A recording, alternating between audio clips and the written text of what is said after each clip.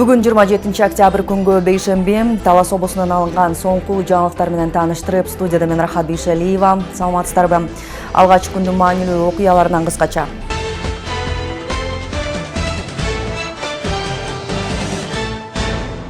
Жагымдуу саамалык 7 миллиончу наристе менен удаалаштырылган Сейилдин үй бүлөсүнө президенттин 200 000 сомдук сертификаты тапшырылды.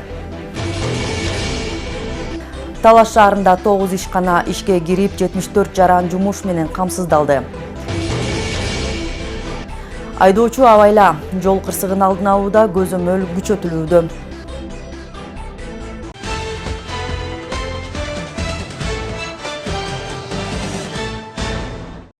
Президент Садыр Жапаров иш сапарын алкагында Астана шаарында Казакстандын президенти Касым-Жомарт Токаев менен жолугушту.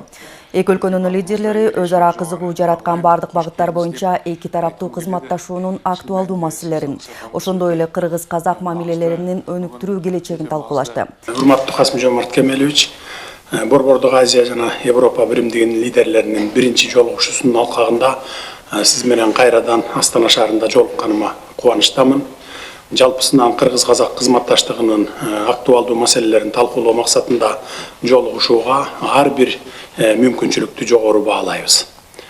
Казакстандын президенти Касым-Жомарт Токаев эки тараптуу мамилелердин өнүгүүсүндөгү оң динамиканы белгилеп, президент Садыр Жапаровдун Казакстанга болгон иш сапарынын, ошондой эле анын Борбор Азия Европа биримдиги лидерлеринин биринчи жолугушуусуна катышуусунун маанилүүлүгүн белгиледи.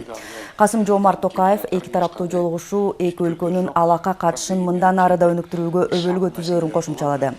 Ал биргелешкен күч аракеттеринин аркасында жетишкендиктер арбып, эки тараптуу өнөктөштүк мындан ары да ырааттуу өнүгө берерине бекем ишенимин билдирди. Казакстандын президенти Кыргыз Республикасынын Казакстанда өтө турган маданият күндөрүн канааттануу менен белгилеп, эки мамлекеттин элдеринин байланышын бекемдөөдө бул иш-чаранын маанилүү экенин кошумчалады. Өз кезегинде президент Садыр Жапаров бүгүнкү күндө эки өлкө ортосунда жогорку деңгээлдеги стратегиялык өнөктөштүк жана союздаштык түзүлүп, конструктивдүү жана ишенимдүү диалог жолго коюлганын белгиледи. Бардык багыттарда, анын ичинде соода-экономикалык жана маданий-гуманитардык чөйрөлөрдө эки тарапты тең кызыктырган кызматташуу жигердүү өнүгүп жатат. Эки мамлекеттин ортосундагы товар жүгүртүү көлөмү жогорулап, ушул тапта ал 2021 жылдын ушул мезгилине салыштырмалуу 17,8%га өстү. Ошону менен бирге эле ал эки тараптуу мамилелердин маанилүү багыттарынын бири болуп саналган маданий-гуманитардык байланыштарга өзгөчө басым жасап, аларды сөзсүз түрдө өнүктүрүп өстүрүү керектигин билдирди.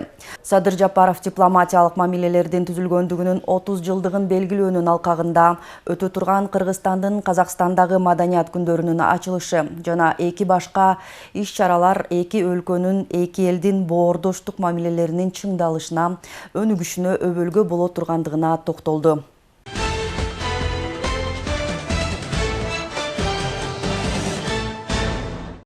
Президент Садыр Жапаров бүгүн 27 октябрда Астана шаарында Европа кеңешинин президенти Шарль Мишель менен жолугушту.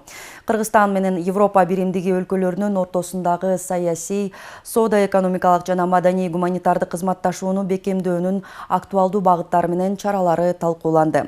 Ошондой эле тараптар күн тартибинде турган глобалдуу маселелердин кеңири чөйрөсү, анын ичинде аймактык коопсуздук маселеси боюнча пикир алышты.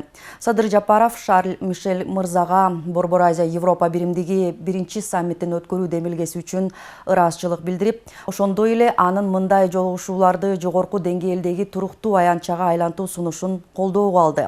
Баарлашуунун жүрүшүндө президент Садыр Жапаров соода-экономикалык байланыштарды жандандыруунун жана кыргыз товарларын Европа рыногуна экспорттоону жылдыруунун актуалдуулугун эске алуу менен Кыргызстанга преференциялардын жалпы системасы макамын узартуу маселесин козгоду.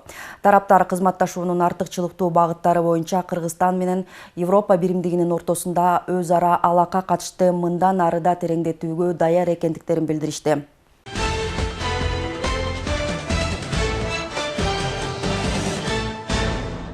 Министрлер кабинетинин төрагасы Акылбек Жапаров Кыргыз Республикасынын Акыйкатчы институтунун 20 жылдыгына арналган Адам укуктарын коргоодогу Акыйкатчы институтунун ролу аттуу эл аралык илимий практикалык конференцияга катышкан бир катар мамлекеттердин акыйкатчылары менен жолугушту.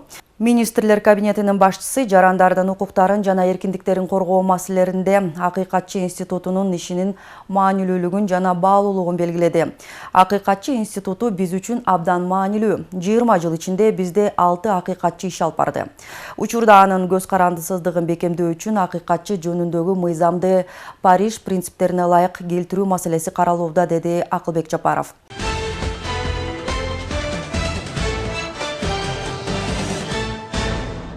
Министрлер кабинетинин төрагасы Акылбек Жапаров Бириккен Улуттар Уюму тутумунун Кыргызстандагы туруктуу координатору Антие Гравени кабыл алды. Жолугушууда Министрлер кабинетинин башчысы Бириккен Улуттар Уюмунун тутумунун туруктуу координаторун жооптуу кызматка дайындалышы менен куттуктап, Кыргызстан менен Бириккен Улуттар Уюмунун агенттиктеринин ортосундагы кызматташтыктын жогорку деңгээлин белгиледи. Өз кезегинде Бириккен Улуттар Уюмунун тутумунун туруктуу координатору Антие Граве Кыргызстандын уюмга мүчө болушунун 30 жылдыгы менен куттуктап, бул маанилүү датаны эки тараптуу жана көп тараптуу форматта кызматташууну мындан ары кеңейтүүнүн символу катары белгиледи. Антие Граве кыргыз тарапты Кыргызстандагы Бириккен Улуттар Уюмунун тутумунун кызматташтыктын ар тараптуу багыттары боюнча биргелешкен ишти улантууга даяр экендигине ишендирип кетти.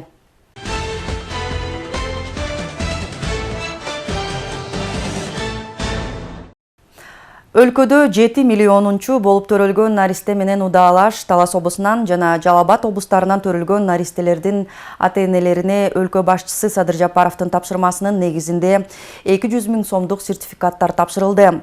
Таласта жарык дүйнөгө келген наристенин ата-энесинен облус башчысы Бакытбек Нарбеков кабар алып, сертификат тапшырды. Сөз кабарчыбызда. Кыргызстандын 7 миллиончу жаранына удаалаш төрөлгөн наристенин бири Кара Бура районуна караштуу Чолпонбай айылынан Кумар Аксакуев жана Нурлуу кыз Бактыбек кызынын үй бүлөсүндө төрөлгөн ымыркайга Сейил деген ысым ыйгарылды. Жаш үй бүлө буга чейин 2 баланы тарбиялап келген. Куда кааладымна неберелүү болдук. Төрөгөндөн кийин эле бизге ушинтип немеге келип калды.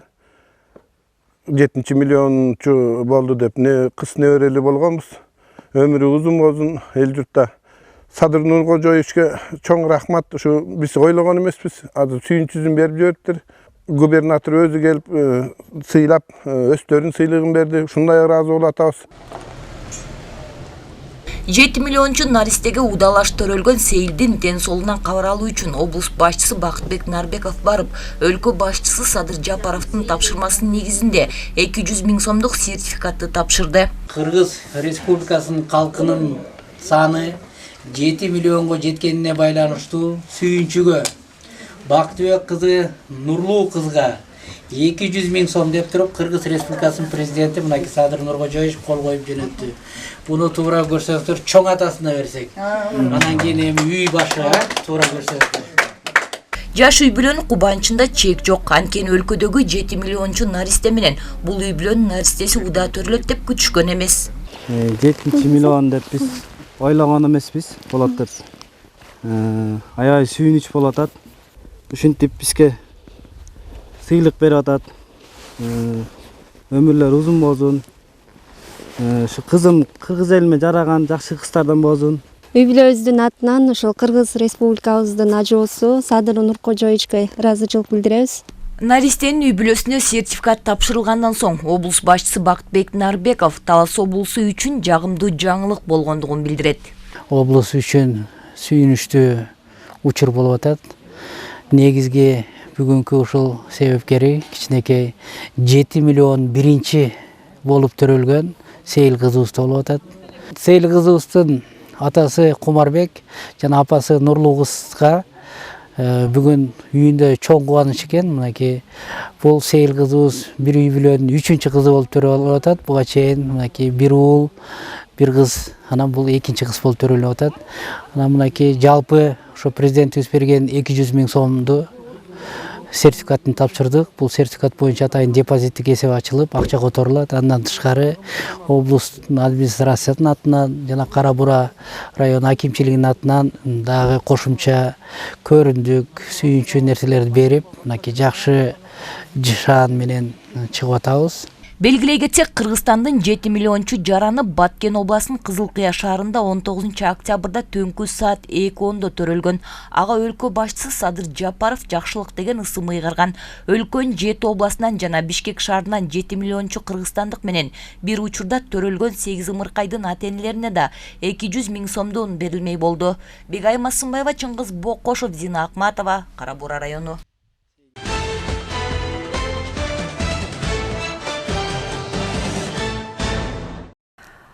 Талаш шаарында 9 ай аралыгында 9 чакан ишкана ачылып, 74 жумуш орду түзүлдү. Талаш шаарына тартылып жаткан ички инвестициянын көлөмү өткөн 9 айдын жыйынтыгы менен 198 миллион 845 миң сомду түздү. Бул тууралуу бүгүн Талаш шаарынын социалдык экономикалык өнүгүүсүнүн жыйынтыгын чыгарган коллегияда белгилүү болду. Арналган музей фондунан алынган фото көргөзмөсүн коюшкан. Талаш шаардык мэриясынын коллегиясында аткарылган иштер жана орун алган кемчиликтер талкууланып, шаардын социалдык экономикалык өнүгүүсүндө бир топ алгылыктуу иштер жүргүзүлгөндүгү белгиленди. Алсак, өткөн 9 ай аралыгында Талаш шаарында 9 чакан ишкана ачылып, 74 жумуш орду түзүлгөн. Мындан тышкары дем берүүчү гранттын эсебинен 4 социалдык объекттердин имараттарында оңдоо иштери жүргүзүлүп жатат. Талаш шаарында 9 айдын ичинде, ошо 2022 жылдын 9 айдын ичинде 9 ишкана ачылган. Ошо жеке ишкерлер тарабынан. Ошо жеке ишкерлер тарабынан сарпталган акчанын көлөмү 84 миллион сом түзөт. Дем берүүчү гранттын эсебинен 4 долбоор ишке ашырылып жатат. Ошо 4 долбоордун жалпы суммасы ошо 13 миллион 200 миң сом түзөт. Коллегиялык жыйында шаар калкын кышка даярдоо боюнча Талас жылуулук менен камсыздоо ишканасынын иш аракеттери каралды. Учурда ишкана 51% көмүр отуну менен камсыздалган. Ал эми жылуулук үчүн төлөнбөй жаткан карыздар быйыл 25%га кыскарган. Отканалардын абалы боюнча айтып кетсек, отканалар бардыгы дайыр, топливо келип түштү. Көмүрдүн 51% келди, мазут 194 келген. Жетиштүү. 51% бул эми жакшы ташылып келет. График боюнча ноябрдын этегине чейин ташылып келиш керек. Бүгүн да 4 машина келип атат дейт. Жок, биз кара кечеден. Былтыр айтып кетсем, 1 октябрга 21 жылы калк 6 миллион 137 сом карызы бар болчу. Быйыл 2022 жылы 1 октябрга 4 миллион 578. Бул 25,4%га төмөн болду да былтырдан. Коллегияда салык төлөмдөрүн бюджетке түшүрүүдөгү план тапшырма ашыгы менен аткарылгандыгы белгиленди. Мүлк салыгы боюнча автоунаа былтыркы жылга салыштырмалуу быйыл 9 айында аткарылышы 107% түзүп атат. Былтыр чогултканы 4 миллион 713 миң болгон болсо, быйыл 5 миллион 44 чогултуп атабыз. Талас район шаар аралык эмгек социалдык камсыздоо жана миграция башкармалыгында быйыл жакырчылыктын деңгээлин азайтуу максатында долбоорлор ишке ашкан. Алсак, Талаш шаары боюнча 1 октябрга карата 2285 үй бүлө каттоодо турат. Өткөн жылы бул көрсөткүч 2328 үй бүлөнү түзгөн. Быйыл бул 22,5%га, башкача айтканда 43 үй бүлөгө азайган. Аз камсыз үй бүлөлөрдү убактылуу жумуш менен камсыз кылуу иши колго алынган. СОС контракттын негизинде социалдык жардам көрсөтүлдү. 50 аз камсыз, жумушсуз, турмуштун оор кырдаалына кабылган үй бүлөлөргө. Кедейчиликтин деңгээлин жана ошондой эле аз камсыз, жумушсуз жарандардын саны азыркы учурда деңгээлибиз 21%ге азыр көрсөткүч көрсөтүлүп атат. Бул дагы биздин кедейчиликтин деңгээлине ошондой эле жумуш орундорунан түзүүгө жакшы шарт түзүлдү десем жаңылышпайм. Талаш шаардык мэриясынын 9 айдын жыйынтыгын чыгарган коллегиясынын соңунда орун алган кемчиликтерди жоюу жагдайы белгиленип, айтылган сунуш пикирлер эске алынып, тиешелүү токтом кабыл алынды. Жууштуу жана жууштуу эмес оорулар. Гулира Нурболотова, Калмурат Мейманбеков, Талаш шаары.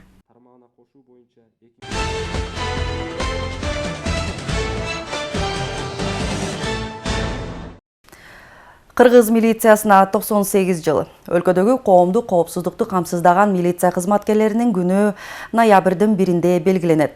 Талаш шаарындагы кылмыштуулуктун алдын алууда, коомдогу тартипти сактоодо кызмат кылган 31 жаштагы милиция кызматкеринин аракети жана максаты тууралуу кабарчыбыздын кийинки материалы.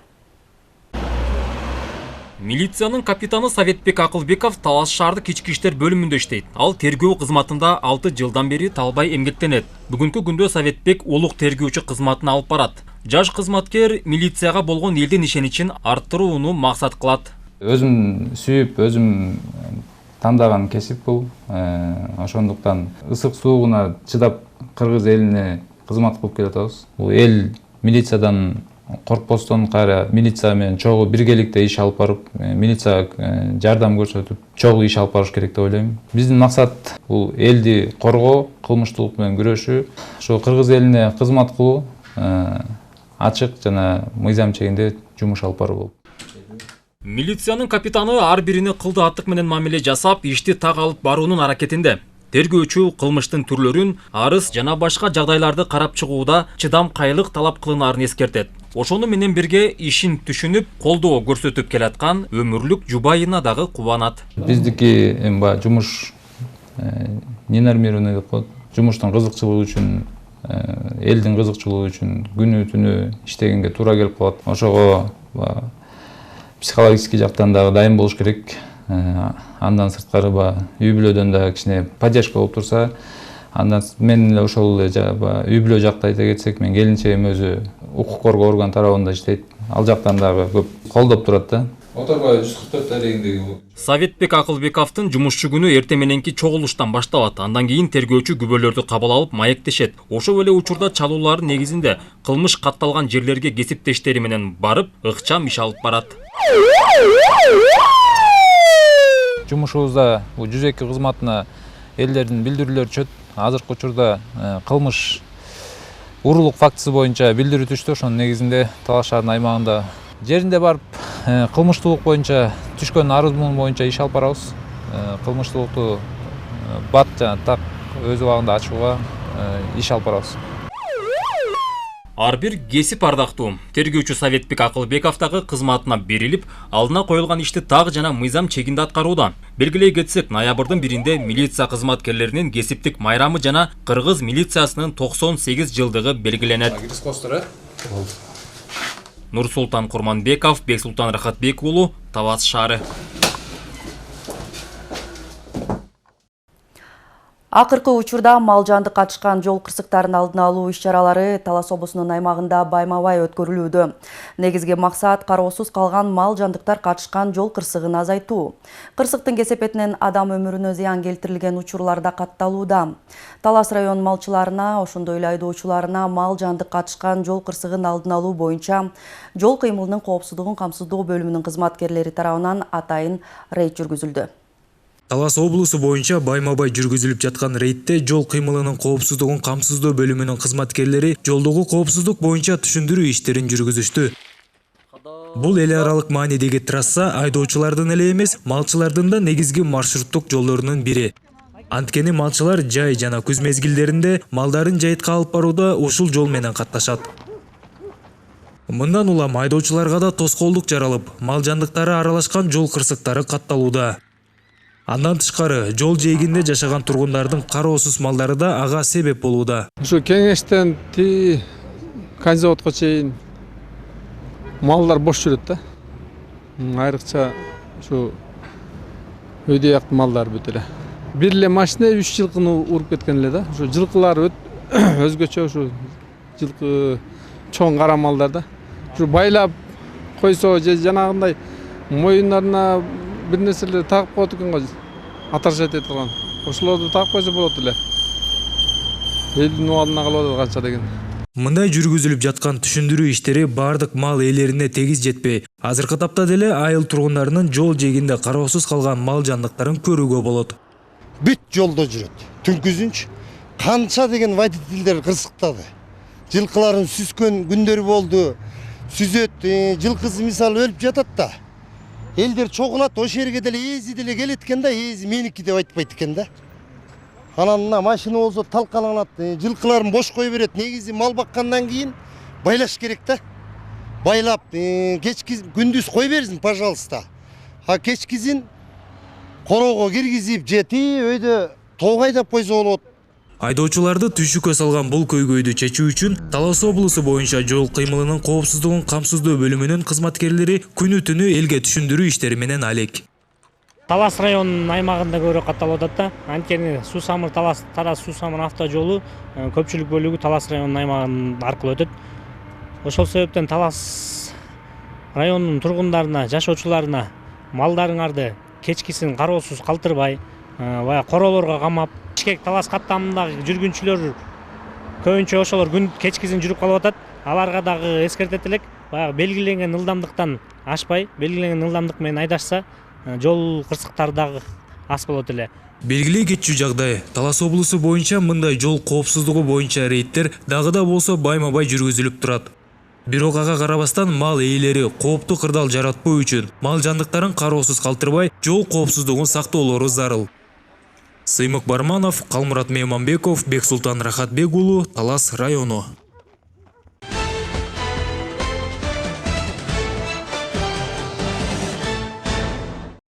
Жылдан жылга калктын саны өсүүдө, мындан улам турак жайлары курулуп, жаңы конуштар пайда болууда. Тилекке каршы алардын коммуналдык муктаждыктары жөнгө салынган эмес. Бакай Ата районунун Миңбулак айылындагы Чоң Чарбак конушунда жашаган жашоочуларда таза суунун тартылбагандыгынан жана электр энергиясынын жоктугунан жапа чегип келишет. Бул туурасында кененирээк кийинки материалда. Бакай Ата районунун Миңбулак айыл аймагында жалпы калктын саны 3,5 миңге жетет. Ошентсе да акырындап калктын саны өсүп, жаңы конуштар пайда болууда. Чоң Чарбак каталышындагы жерден жергиликтүү жашоочуларга участоктор 2008 жылы бериле баштаган. Башкача айтканда, дээрлик 14 жылдан бери мында адамдар жашап келүүдө. Антсе да азыркы күнгө чейин таза суу жана электр энергиясы боюнча маселе бар. Тагыраагы электр линиялары тартылбагандыктан алар минтип коңшу көчөлөрдөн өз аракеттери менен мындай тирөөчтөрдү орнотуп, жарык тартып алышкан. Албетте, жашоочулардын мындай аракети өтө кооптуу абалды жаратат. Башка аргабыз жок дешет. Маселени чечип берүү үчүн айыл өкмөтүнө кайрылуу кылышкан. Биздин абал өтө оор болуп атат. Ошо 2 жыл болду мен көчүп келгениме. 2 жыл ошо абдан кыйынчылыкты көргөн. Рестен жардам сурадык. Рес жардам бере алган жок. Анан өзүбүздүн күчүбүз менен карагай, самоделный карагайларды орнотуп, 5-6 карагай орноттук окшойт. Бишер 100 метр экен, аралыгы менин тамыма чейин. Ошо 100 метр аралык проводун алдык, самоделный карагайларды орнотуп, пасынкасы жок. Аны азыр бирөө-экөө сынып калды уже, кайта жаңыртып атабыз да. Одан кооптуу болуп турат экен жашоочуларга. Айла жоктун эмесинен себебинен жашап атабыз.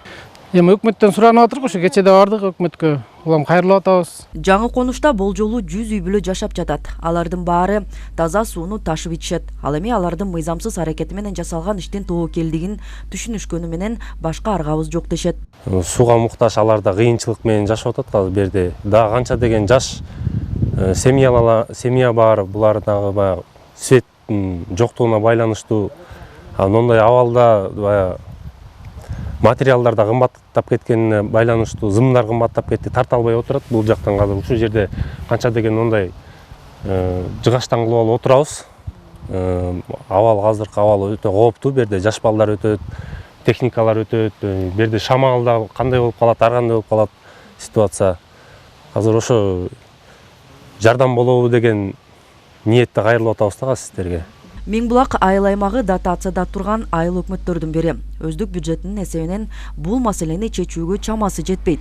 Мындан улам Талас облустук өнүктүрүү фондуна долбоор даярдашкан. Электр карагайларын орнотуп, линияларды тартуу үчүн 3 миллион 700 миң сом керектелет. Жергиликтүү жашоочулардын жана айыл өкмөтүнүн фонддон колдоо болот деген үмүттөрү чоң. Биринчи көйгөй ушул электр энергия болуп атат. Көрүп атсыздар, могу карагайлардын баары жыгаштар менен коюп алган. Азыркы учурда, кышкы учурда ошол күйбөй калат. Анан ушул маселени баягы элдик жыйында губернатор келгенде да айттык эле. Анан кийин ушул маселени чечип беребиз деген да. Анан ушул өнүктүрүү фондуна да жазганбыз проект. Башында 9 миллион болуп, кийин кыскартылганда ошо 3 миллион 700 болду. Анан ошол эл муктаж азыр. Ошо проект жазганбыз, иштедик, азыркы учурда каралууда. Эми буйруп, эми козо өтүп калат деген ниеттебиз да. Рахат Бишелиева, Мейлис Элебесов, Ынтымак Мейманбеков, Бакай Ата району.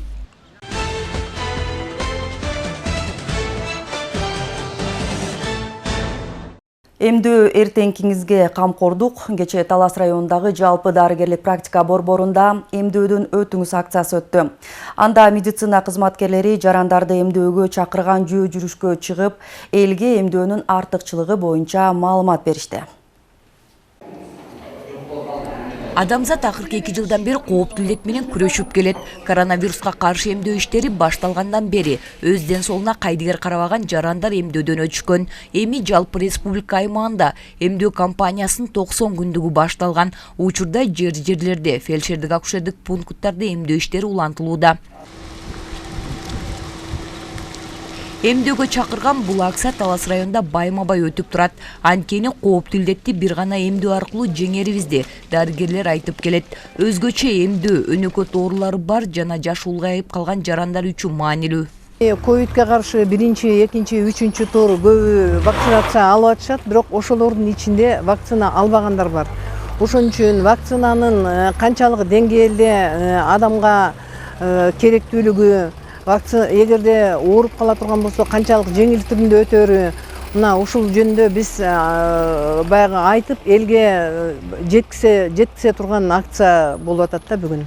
Талас районунда эмдөө боюнча учурда абал жаман эмес. 1 жана 2, ошондой эле бустерлик эмдөөдөн өткөн жарандардын басымдуу бөлүгү мамлекеттик кызматкерлер жана медицина тармагында иштегендер.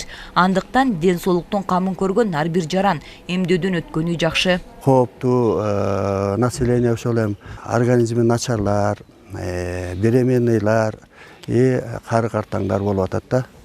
Аны мурупка караганда мынакей 21 жылы былтыр көпчүлүгү вакцина алышты. 22 жылда мына уланып атат. Мына бүгүнкү күндө биринчи вакцина Талас районунда мисалы үчүн 22.700 адам эмделе турган болсо пландуу түрдө. Ошонун 20.300-ü эмделип 89% түшүп атат да. Жөө жүрүшкө чыккан медицина кызматкерлери эмдөөнүн артыкчылыгы боюнча жарандарга маалымат берип, эмдөө эртеңкиге кепилдик экенин айтып, флешмоб уюштурду. Бегай Масымбаева, Чыңгыз Боккошов, Зина Акматова, Талас району.